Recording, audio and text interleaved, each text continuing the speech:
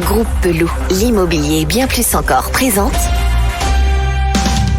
Le Grand Matin Sud Radio Week-end. Osez investir. Thomas Binet. Bienvenue à vous, chers auditeurs. Vous êtes sur Sud Radio et vous écoutez Osez investir, 47e numéro. Bonjour Thomas Binet. Bonjour Philippe David. Vous allez bien ? Très bien, et vous ? Bah oui, on va continuer notre tournée des plages. Ah bah absolument, on va aller du côté de Biarritz. Alors je vous dis Egunon Ongietori. Bonjour, bienvenue. Merci à vous. Oui, on va aller tout à l'heure retrouver notre invité du côté de Biarritz. Mais d'ici là, on va commencer avec Guy Marty. Guy Marty, vous êtes notre consultant, chroniqueur et fondateur de pierrepapier.fr. Tout ça pour un seul homme. Mais aujourd'hui, vous allez surtout nous parler de Picasso. Qu'est-ce que ça vient faire dans une histoire d'investissement, Picasso, mon cher Guy ? Pablo Picasso n'a pas toujours été célèbre et riche. À partir de 1904, il a vécu quelques années au bateau Lavoir, sur la butte Montmartre à Paris. C'était encore des années de galère qu'il a partagées avec de nombreux autres artistes, peintres, etc., dont certains ont connu plus tard, comme lui, le succès, mais pas tous. Et des années après, devenu mondialement connu et fabuleusement riche, Picasso est revenu au bateau Lavoir. Et là, il a trouvé, allongé sur un banc, un de ses anciens amis de l'époque. Alors qu'a fait Picasso ? Devenu clochard. Et qu'est-ce qu'a fait Picasso du coup ? Il a ramassé un bout de papier qui traînait par terre, il a fait un dessin dessus, il l'a signé et l'a tendu à son ami en lui disant « Tiens, achète-toi une maison ». Un beau cadeau ? Oui, et un super conseil pratique. On oublie parfois qu'en matière d'épargne, la première règle, c'est la sécurité dans la vie. Le logement est une bonne première étape. Mais j'avoue que je n'ai aucune idée de ce qu'est devenu cet homme à propos duquel on raconte cette histoire. Merci Guy. Alors mon cher Philippe, moi j'aurais envie de vous demander de me faire un dessin parce qu'on ne sait jamais, un jour ou l'autre. Alors par contre, je dessine extrêmement mal. Là, vous n'allez pas être déçus. Par contre, est-ce que vous voulez une anecdote sur Picasso et ses dessins ? Quand il allait manger dans des restaurants étoilés, on lui amenait l'addition, il prenait un bout de papier, il faisait un dessin, il dit ça perd à l'addition, vous pouvez même racheter le restaurant avec. Merci de l'anecdote. Picasso se comportait comme ça, oui. Nous sommes en duplex avec Thierry Laït de l'agence Orpi Saint-Martin à Biarritz et notre consultant en logement Bernard Cadot. Bonjour Thierry Laït. Oui, bonjour. Bonjour à tous. Thierry Laït, Biarritz, dont vous êtes originaire, est situé à moins de 25 km de la frontière espagnole et est composé de 25 000 habitants à l'année. Bien connu pour ses grandes plages de sable fin qui font le bonheur des surfeurs. Vous êtes sur la côte atlantique entre Mimizan et Saint-Jean-de-Luz. Alors, je voudrais vous demander de commencer à nous donner envie de venir vous rejoindre, de partir de Sud Radio quelques instants et venir vous retrouver là-bas. Mais déjà, dans un premier temps, il fait toujours beau, il pleut jamais. Ah, ça c'est déjà pas mal, oui. Sauf entre deux averses. Bravo. Voilà. Mais en dehors de ça, qu'est-ce qui se passe ? On en veut beaucoup.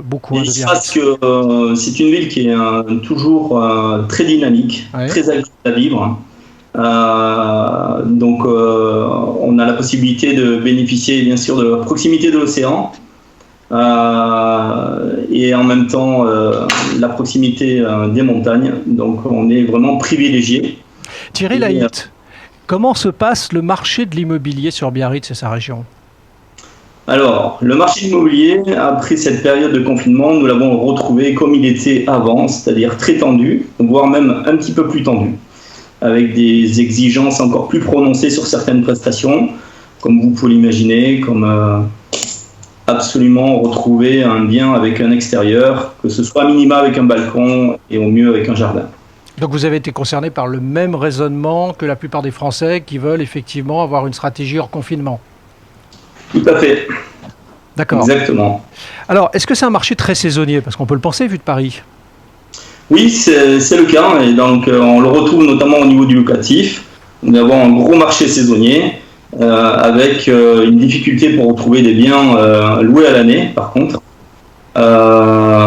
Et donc après, au niveau de la transaction, le marché est également très impacté par des acquéreurs qui cherchent à faire de l'investissement pour, bien sûr, du locatif, quoi. Alors, moi, je voudrais apporter un point de précision. Le prix au mètre carré, selon meilleurs agents, pour une maison, c'est environ 5 700 € du mètre carré. Et pour un appartement, c'est 5 400 € du mètre carré. Alors, vous parliez de location saisonnière. On peut parler un peu de vente. Aujourd'hui, le marché, vous le voyez comment dans les 3-4 mois à venir d'ici la fin de l'année ? Le marché, je pense qu'il va rester tout aussi dynamique. Tout simplement parce que ce sont les besoins des gens qui vont maintenir ce marché actif. Et donc on aura toujours des gens qui auront des projets personnels, familiaux et d'autres aussi financiers. Donc ce sont ces besoins-là de projets qui vont maintenir ce marché actif. Alors Bernard Cadot, vous êtes notre consultant en logement et vous avez une question pour Thierry Laït. Oui, bonjour Thierry. Puisqu'on parle du marché, quels sont les types de biens qu'on vous demande le plus souvent, qui sont le plus recherchés? Des appartements, des maisons Dites-nous un petit peu. Bonjour Bernard. Alors donc les deux sont très recherchés. Bien sûr que l'appartement est le plus demandé parce que il permet d'accéder à ce bien parce que le budget est moins important. Et évident qu'au niveau des maisons, sur Biarritz, il faut concéder un budget conséquent pour pouvoir acquérir ce type de bien. Alors quand vous dites conséquent, on peut avoir une idée à peu près? Bien, dans notre quartier, aujourd'hui, une maison, il faut à minima un budget de 500 000 euros. C'est vraiment le strict minimum pour espérer obtenir une maison avec un petit jardin. Et encore, il faudra prévoir des travaux d'aménagement. Et Thierry Laït, parce que c'est une carte postale, le quartier du Casino à Biarritz, un appartement avec vue sur le casino et sur la mer, c'est à peu près à quel prix? Ben là, vous allez dans les extrêmes. Ah oui, c'est pour ça que je vous ai posé la question. Là, vous pouvez déjà compter entre 10 et 13 000 euros du mètre carré. Wow, c'est les prix de Paris. Oui. Voilà.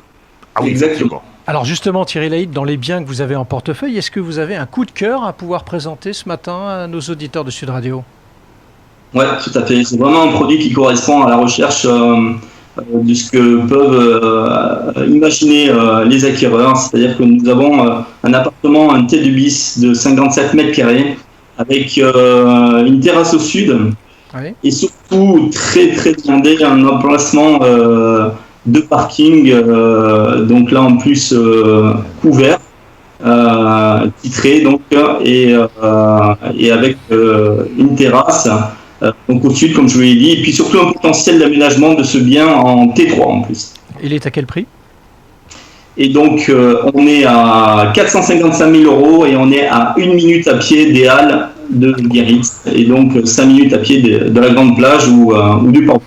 Bon, c'est un bien qui va partir assez vite, ça. Exactement. On vous remercie Thierry Laït et je rappelle que vous représentez l'agence Orpi Saint-Martin à Biarritz. Mon cher Philippe, il faut prendre votre planche de surf là. Ah oui, bah, j'ai jamais essayé, mais c'est un magnifique spot de surf Biarritz. Alors, le marché couvert, vous avez des produits locaux absolument exceptionnels, la confiture de cerises noires, alors là c'est vraiment une tuerie, les gâteaux basques, etc. C'est à tomber par terre. Le piment d'Espelette, m'en parlez pas. Merci mon cher Philippe pour cette carte postale. Bernard Cadot, nous vous retrouvons pour le mot de la semaine et ce sera une ouvrée. J'ai bien compris, c'est bien ça, une ouvrée? C'est ça Thomas, vous avez bien compris. Bon. Et aujourd'hui, je suis un petit peu joueur et malgré votre culture générale légendaire, je vais essayer de vous piéger avec un terme très ancien mais toujours d'actualité. Alors, vous savez Bernard, pardon je vous interromps, mais moi j'ai une culture relative, mais nous avons quand même avec Guy Marty un licencié S mathématiques et avec Philippe David un polyglotte qui parle 7 langues. Hein, je vous précise. Alors vous allez trouver tout de suite de quoi je veux parler. Je pose la même question à nos auditrices et auditeurs. Qu'est-ce qu'une ouvrée? Oui. Alors, des idées?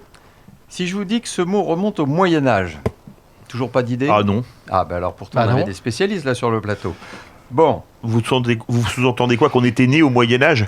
Non, mais on vient de dire que vous aviez une connaissance très très étendue de toutes ces choses-là. Alors justement, comme moi j'en ai pas, je vous laisse nous le dire. Alors l'ouvrée, en fait, c'est une mesure française utilisée principalement dans l'est de la France. Elle correspond à la surface supposément labourable par un paysan en une journée au Moyen-Âge. Donc vous voyez, ça date pas d'hier.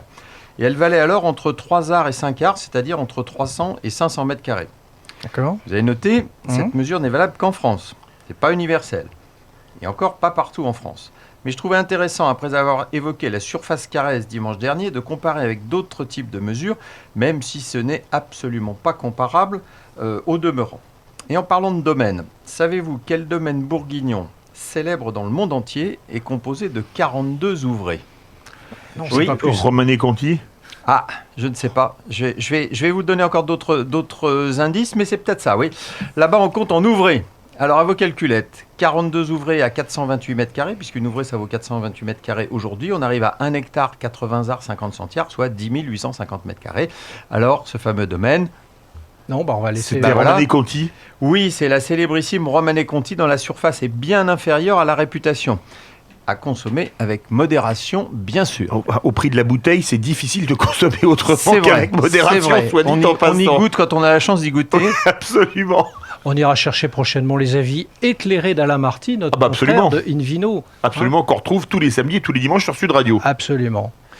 Eh bien, c'était le 47e numéro d'Oser Investir. Oui, spécialité, on continue notre tour de France. Alors, on a fait La Rochelle, Honfleur, Perros-Guirec, Biarritz. Et bien, dimanche prochain, on saura quelle sera la prochaine destination. On ne le dit pas tout de suite, mais on remercie surtout tous nos auditeurs de nous suivre dans cette tournée des plages. Et on va les saluer en basque, comme on était pour leur dire au revoir. Ils couchent assez. Eh bien, c'est parfait. Moi, je vous dis juste qu'il faut retrouver l'émission sur Google Play ou Apple Store si vous souhaitez la télécharger, ou aller sur sudradio.fr ou sur Oser Investir. Merci de votre fidélité et à dimanche prochain. Besoin d'un spécialiste en immobilier ? Depuis plus de 50 ans, le Groupe Peloux est le partenaire de toutes vos opérations immobilières. Avec 3 structures complémentaires qui vous apportent des solutions immobilières sur mesure. Besoin d'informations ? Retrouvez-nous sur groupepeloux.com. Groupe Peloux, l'immobilier et bien plus encore.